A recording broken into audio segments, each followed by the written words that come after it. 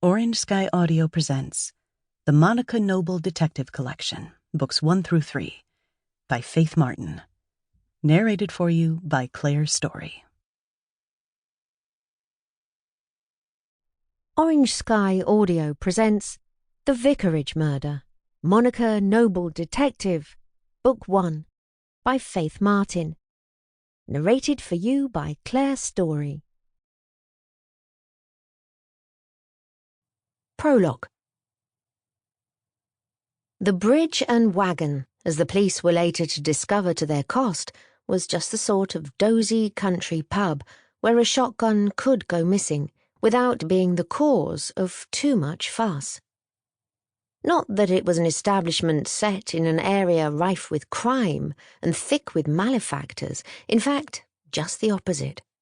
Nestled amongst picturesque thatched cottages overlooking a peaceful village square, the possibility of theft and murder being committed on their back doorstep was something that would never even cross the minds of the people who regularly drank there.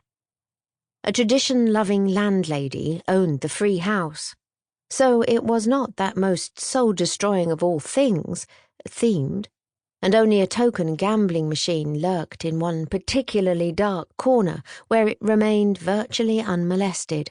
Nor was loud, modern pop music ever allowed to darken its hidden speakers.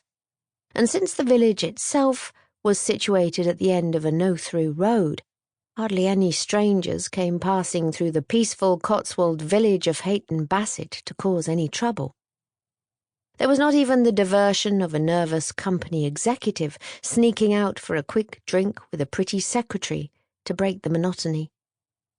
On that particular Saturday lunchtime, as on most other days, there was only a handful of Hayford Bassett's oldest regulars to be found in the pub, but many more of the newcomers to the village.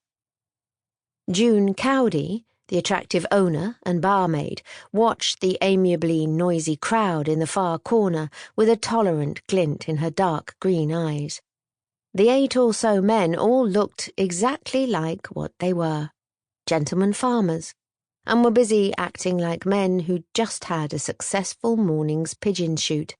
Moreover, most of the members of the older generation had shown their usual touch of class by leaving their weapons propped up in the dusty and dark boot room, along with their walking sticks and muddy spaniels.